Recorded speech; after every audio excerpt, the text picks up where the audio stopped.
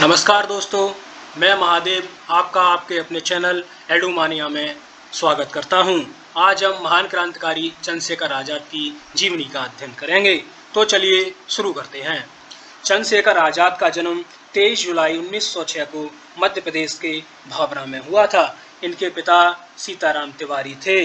इनके पिता बेहद ही निर्धन थे, जिसके कारण उन्हें अपना पैतृक गांव बदरका छोड़ना पड़ा। इनकी माता जगरानी देवी थीं। चंद्रशेखर आज़ाद को बचपन से ही खेल कूद का बहुत शौक था।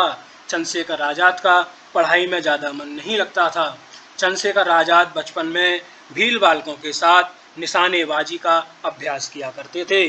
चंद्रशेखर आज़ाद की प्रारंभिक शिक्षा उनके घर पर मोहनलाल त्रिवेदी जी के द्वारा हुई। चंद्रशेखर आज़ाद की मां चंद्रशेखर आज़ाद को संस्कृत का विद्वान बनाना चाहती थी, जिसके लिए उन्होंने उन्हें काशी विद्यापीठ बनारस भेजा। वहां उन दिनों असहयोग आंदोलन जोरों पर चल रहा था। चंद्रशेखर आज़ाद ने असहयोग आंदोलन में भाग लिया तथा पकड़े गए। पकड़े जाने के पश्चात उन्हें जेल भेज दिया गया। चंद्रशेखर आज़ाद को जब कोर्ट में पेश किया गया तो जज साहब ने उन्हें से एक सवाल सबसे प्रथम पूछा। वो सवाल था कि तुम्हारा नाम क्या है। नाम पूछने पर चंद्रशेखर आज़ाद ने अपना नाम आज़ाद बताया। फिर चंद्रशेखर आज़ाद से उनके पिता का नाम पूछा गया तो उन्होंने अपने पिता का नाम स्वतंत्र बताया। तत्पश्चात उनसे उनका निवास स्थान पूछा गया तो उन्होंने अपना निवास स्थान जेल बताया। इस पर क्रोधित होकर जज साहब ने उन्हें 15 कोड़ों की सजा सुनाई। प्रत्येक कोड़े पर चंद्रशेखर आज़ाद के मुंह से सिर्फ एक ही शब्द निकलता। वो शब्द था भारत माता की जय। इसके पश्चात ही चंद्रशेखर आज़ाद का नाम आज़ाद पड़ा। 1922 में गांधी जी के द्वारा असहयोग आंदोलन को वापस लिए जाने के पश्चात चंद्रशेखर आज़ाद को बहुत ही गहरा धक्का लगा। इसके पश्चात चंद्रशेखर आज़ाद ने गुलाम भारत को आज़ाद कराने का निर्णय लिया। तत्पश्चात चंद्रशेखर आज़ाद प्रवेश चटर्जी के द्वारा राम प्रसाद बिस्मिल से मिले, जो कि हिंदुस्तान रिपब्लिक एसोसिएशन के संस्थापक थे। वहां उन्होंने अपना हाथ कंदील पर जब तक रखा जब तक कि उनका हाथ जल नहीं गया, जिसके पश्चात राम प्रसाद बिस्मिल उनसे प्रभावित हुए और उन्हें हिंदुस्तान रिपब्लिक एसोसिएशन का सदस्य बना लिया। हिंदुस्तान रिपब्लिक एसोसिएशन का सदस्य बनने के पश्चात चंद्रशेखर आज़ाद का मुख्य काम चंदा इकट्ठा करना था। इस दल ने सर्वप्रथम चंदा अमीरों को लूटकर इकट्ठा करना शुरू किया, क्योंकि ये अमीरों से चंदा इकट्ठा करते थे और अमीर स्वदेशी ही थे, तो जिससे इनकी भावनाओं को ठेस पहुंच रही थी। तो इन्होंने अंग्रेजों की खजाने को लूटकर अपना चंदा इकट्ठा करने का निर्णय किया। अब ये अंग्रेजी खजाना लूटकर अपना चंदा इकट्ठा करने लगे। हिंदुस्तान रिपब्लिक एसोसिएशन का संचालन कुछ समय के लिए चंद्रशेखर आज़ाद ने झांसी से 15 किलोमीटर दूर ओरछा से संचालित किया। वहां चंद्रशेखर आज़ाद निशानेबाजी किया अभ्यास किया करते थे। चंद्रशेखर आज़ाद वहां अपने साथियों को भी सिखाते थे। साथ ही चंद्रशेखर आज़ाद ने बुंदेलखंड मोटर गैराज से गाड़ी चलाना भी सीखा। चंद्रशेखर आज़ाद धार्मिक प्रवृत्ति के होने के कारण सतर नदी के किनारे हनुमान मंदिर की स्थापना की। चंद्रशेखर आज़ाद भेष बदलने में माहिर थे।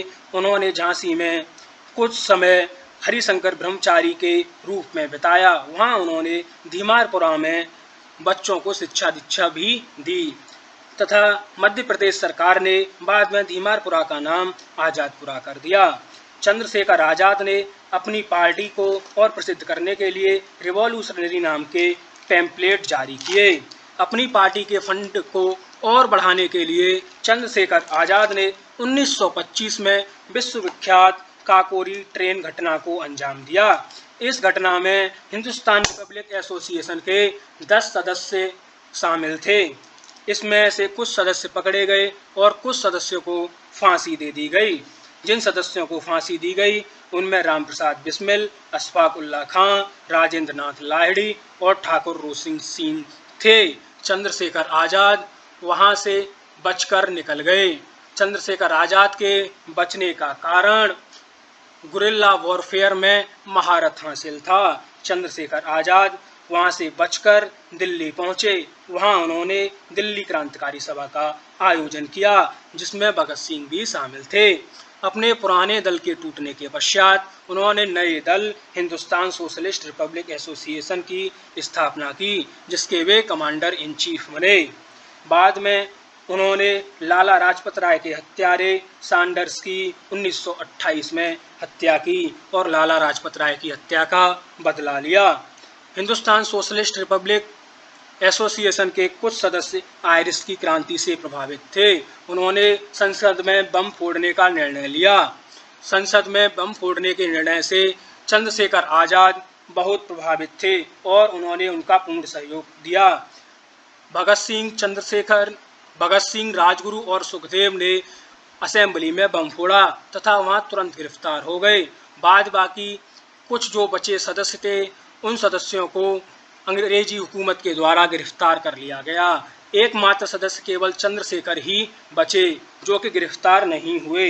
भगत सिंह, सुखदेव, राजगुरु को फांसी से बचाने के लिए चंद्रशेखर ने बहुत प्रयास किए, लेकिन वह उनको बचा नहीं सके।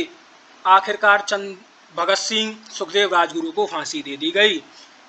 इसके पश्चात चंद्रशेखर आज़ाद जब अपने किसी कार्य से अल्फ्रेड पार्क इलाहाबाद जा रहे थे, तो इलाहाबाद में होने की खबर ब्रिटिश पुलिस को किसी ने दे दी।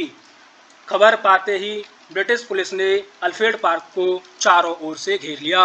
चारों ओर से घेरने के पश्चात चंद्रशेखर आज़ाद व ब्रिटिश पुलिस के बीच मुठभेड़ हुई। इस मुठभेड़ में चंद्रशेखर आज़ाद ने अपने दोस्त को भगा दिया व चंद्रशेखर आज़ाद ब्रिटिश पुलिस से मुठभेड़ करते रहे और मुठभेड़ में चंद्रशेखर आज़ाद के पास जब मात्र एक गोली बची, तो उन्होंने अपने प्राण कभी न पकड़े जाने को पूरा किया।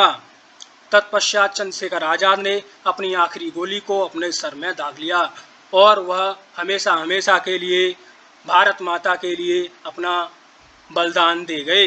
इसके पश्चात चंद्रशेखर आज़ाद के नाम पर ही इस पार्क का नाम आज़ाद पार्क पड़ा तथा कुछ स्थानों का नाम भी वहां आज़ाद के नाम पर रखा गया। इसके पश्चात चंद्रशेखर आज़ाद इतिहास के सुनहरे पन्नों में सदा सदा के लिए अमर हो गई। इसके साथ ही मैं आज के अपने इस टॉपिक को विराम देता हूं। यदि वीडियो अच्छी लगी हो तो लाइक और शेयर करें और चैनल को सब्सक्राइब करें। अगली वीडियो में नए टॉपिक के साथ फिर मिलता हूं। तब तक के लिए घर पर रहिए, सुरक्षित रहिए। जय हिंद, जय भारत। धन्यवाद।